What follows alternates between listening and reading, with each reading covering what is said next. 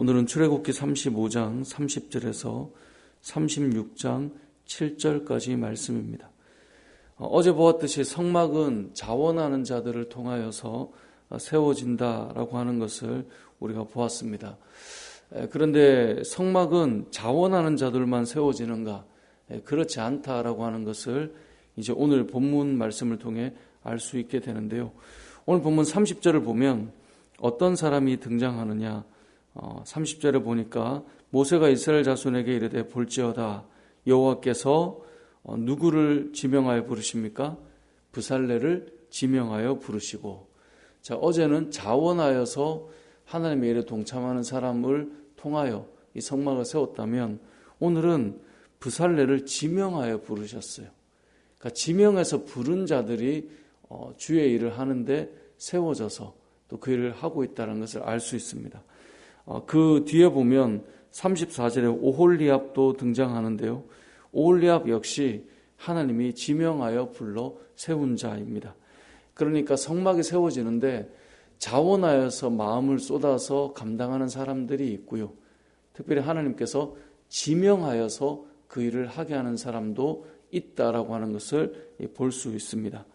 우리가 성막을 세우는 일을 교회가 세워지는 것으로 어제 우리가 말씀을 나누었는데요. 교회가 세워지는 것도 같은 원리입니다. 교회가 세워지는 것 역시 자원하는 사람들로만 교회가 세워지느냐? 그렇지 않고 하나님께서 지명하고 부르셔서 그 일을 감당하게 하는 자들이 그 안에는 항상 함께 있다라고 하는 사실을 기억해야 합니다. 특별히 지명하여 부른다라고 하는 말을 생각해 보면 하나님께서 리더로 세우거나 어떤 역할을 이끌어가기에 필요한 사람들을 부르셔서 세우는 것을 의미하는데요. 결국은 자원하는 자와 지명하여 부르신 자가 함께 아우러져서 주님의 몸된 교회를 세우는 것이다 라고 알 수 있게 되는 것입니다. 자, 그럼 누가 지명되고 임명되느냐? 그걸 생각해 봐야 되는데요. 오늘 본문 31절에 보면 하나님의 영을 그에게 충만하게 하였다라고 되어 있습니다. 어떤 사람이 지명되고 부름받느냐? 하나님의 영으로 충만한 자다라고 하는 것을 우리는 기억해야 합니다. 이걸 우리가 신약으로 넘어오면 어떤 표현으로 씁니까? 성령으로 충만한 사람이다 라고 표현합니다. 사도행전 6장에 보면 교회에 하나님께서 해야 될 일과 역할을 위해서 사람을 세웁니다. 집사를 세우는데 그들을 세울 때 그들이 어떤 자였는가? 성령으로 충만한 자였다라고 표현하고 있죠. 그러니까 어떤 사람이 임명되고 세워져야 되는가? 어떤 사람이 지명하여 부름을 받는가? 성령으로 충만한 사람이다라고 하는 것을 알 수 있습니다. 그러니까 성령 충만한 건 뭐냐? 예전에는 어떤 은사주의나 이 성령의 사역에 대해서 우리가 생각을 많이 하다 보니 성령 충만하면 어떤 기도의 기적이나 또 저도 예전에 어느 집회를 가니까 막 기도하면 어떤 사람들이 막 쓰러지고 막 그런 모습을 보면서 성령 충만하다. 어떤 성령의 어떤 역사나 기적이나 이런 것을 충만으로 오해하는 분들이 계시는데 성령 충만이라고 하는 그 뜻은 하나님으로 충만해서 하나님의 뜻에 하나님의 다스림에 온전히 순종할 수 있는 상태를 성령 충만하다라고 말할 수 있는 겁니다. 성경에 보면 성령 충만하다라고 하는 사람들은 다 하나님의 말씀에 온전히 순종하고 따라갈 수 있는 하나님의 뜻을 따라갈 수 있는 상태를 성령 충만한 자다라고 말하게 되는 거예요. 그래서 여러분 저를 위해서 목사를 위해서 늘 기도할 때 성령 충만하게 해주십시오 라고 기도하잖아요. 그건 뭐냐면 목사가 하나님의 뜻을 분별하여서 하나님의 뜻을 따라 나갈 수 있도록 해달라고 하나님의 뜻에 온전히 순종할 수 있는 상태가 되게 해달라고 그게 성령 충만입니다. 결국은 주의 일을 하는 자에게 성령 충만하지 않으면 누구 마음대로 할까요? 자기 마음대로 하는 거예요. 만약에 목사가 자기 마음대로 다 한다 그럼 그건 정말 위험한 겁니다. 교회에 어떤 지명하여서 부름받은 자가 자기 마음대로 한다 그건 정말 위험한 거죠. 교회에 엄청난 어려움을 가져오게 될 것입니다. 그래서 교회에 어떤 위치에 있는 자가 자기 마음대로 교회를 생각하고 자기의 감정대로 교회를 휘두르고 판단하고 정죄하고 이렇게 가면 교회는 어려울 수밖에 없습니다. 결국은 그 본질적인 문제는 뭐냐? 성령 충만하지 않은 자가 어떤 자리에 선다라고 하는 것은 교회로 하여금 정말 어렵고 힘들게 만들 수밖에 없다라고 하는 것을 우리는 알아야 되는 거죠. 그래서 늘 기도해야 돼요. 누구를 위해서요? 저를 위해서 기도해 주셔야 돼요. 성령 충만하도록. 그러니까 목사가 성령 충만하지 않으면 결국은 교회는 힘들어질 수밖에 없습니다. 목회자가 또 교회에 세워져 있는 각 영역의 팀장이나 리더들이나 목자들이나 중직자들이 성령 충만하지 않으면 결국은 그 이야기나 말에 무엇이 나오겠습니까? 다 자기 뜻이 나오는 거예요. 그래서 우리가 그 부분들을 잘 기억해야 합니다. 그래서 오늘 본문을 보면 하나님께서 자원하는 자들과 함께 지명하여 부르시는 자들을 통하여 성막이 세워진다라고 하는 것, 신약으로 넘어오면 교회가 세워진다고 하는 것 우리가 기억해야 하고, 특별히 세움받은 자들이 성령 충만할 수 있도록 우리가 늘 중보하는 것, 그것이 필요할 것입니다. 오늘 본문에서 또 한 가지 알 수 있는 것은 36장 2절부터 보면 이제 36장 2절을 보니까 브살렐과 오홀리압과 또 마음이 지혜로운 사람, 곧 그 마음에 여호와께로부터 지혜를 얻고 와서 그 일을 하려고 마음에 원하는 모든 자를, 자, 지명된 자와 자원하는 자가 함께 주의를 하는데 어떤 일이 일어나냐면 3절에 보니까 하나님 앞에 자원하여 드리는 그 손길이 끊어지지가 않아요. 그래서 3절에 보니까 백성이 아침마다 자원하는 예물을 연하여 가져왔으므로, 이 연하여라는 말은 계속해서 이 말이죠. 계속해서 가져왔기 때문에 이 성소에서 이제 일을 해야 되는데 계속 하나님 앞에 드리는 일을 이 받는 일 때문에 일이 진행이 안 되는 거예요.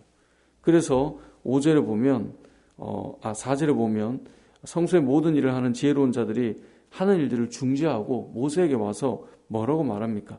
너무 많이 가져온다. 이제 그만 가져와도 된다. 지금 하나님께서 명령하신 것을 하고도 남음이 있기 때문에 이제는 그만 가져와도 된다라고 그렇게 말을 해요. 그래서 모세가 명령하죠. 6절에 보니까 모세가 명령을 내리매 그들이 진중에 공포하여 이르되 남녀를 막론하고 성소에 드릴 예물을 다시 만들지 말라 하며 백성이 가져오기를 그쳤다. 이제 그만 가져와도 된다는 거예요. 왜요? 7절에 보니까 모든 일을 하기에 넉넉하여 남음이 있기 때문이다라고 말씀합니다. 하나님 앞에 드리는데 남음이 있다. 얼마나 귀한 일일까요? 이제 그만해도 된다라고 말할 수 있는 것 얼마나 귀한 일일까요? 지금 말씀들을 어제와 오늘 말씀을 계속해서 보면서 그런 마음을 계속 가져봅니다. 우리 교회에 하나님께서 우리의 모습을 볼 때 남음이 있다. 충분하다. 이런 마음으로 우리에게 하나님께서 말씀하신다면 그것만큼 참 귀하고 복된 일이 없을 것입니다. 성막이 세워지듯이 교회가 세워지는 과정 속에 늘 넉넉함이 있다면 얼마나 좋을까, 그런 생각을 해봅니다. 성막이 세워지듯이 여러분의 가정이 세워지는데 늘 넉넉함이 있다면 얼마나 좋겠습니까? 성막이 세워지듯이 여러분의 자녀들의 가정이 세워질 때 늘 넉넉함이 있다면 얼마나 좋을까요? 우리의 인생 속에 이렇게 넉넉하고 풍성함이 있다면 그것은 정말 복일 것입니다.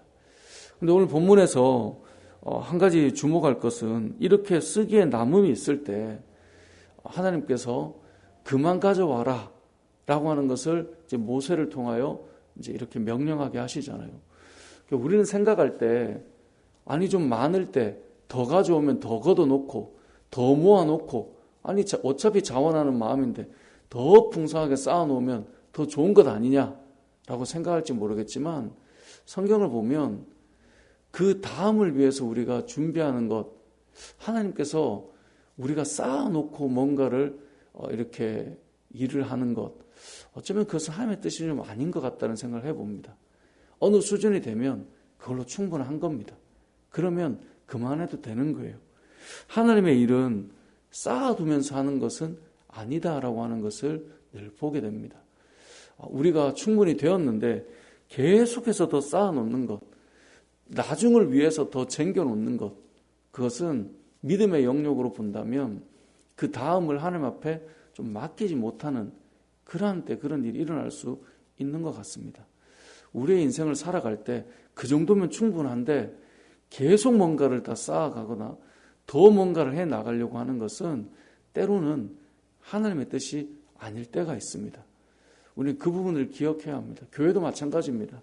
교회 뭔가를 할 때 어느 적정 수준이면 됐는데 더 뭔가를 한다. 저도 예전에 여러 이제 교회들을 사역을 하다 보면 뭐 교회 건축 원금을 한다거나 교회 뭔가 목적 원금을 한다거나 저 정도면 됐는데도 불구하고 계속 쌓는 거예요. 그것이 하나님께서 때로는 거기까지 그 일을 위해서 거기까지면 된 것인데 더 나아가는 일들이 있는 것이 과연 바람직할까 이런 생각을 해보는데요. 오늘 본문에 보면 아무튼 이렇게 매듭을 짓습니다. 그만해도 된다. 충분하다.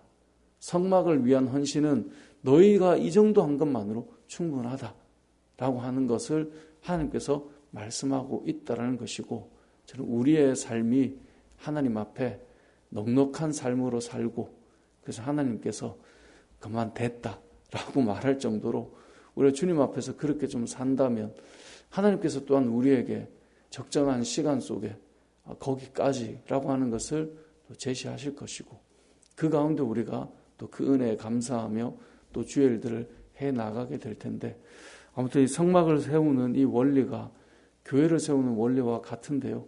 저와 여러분이 또 우리 은혜 울림교회가 뭐 목사의 뜻이나 어떤 사람의 뜻이나 어떤 누군가의 힘이나 이게 아니라 주의 말씀 가운데 잘 세워져 가는 우리 은혜 울림교회 되길 주님의 이름으로 축복합니다. 아멘.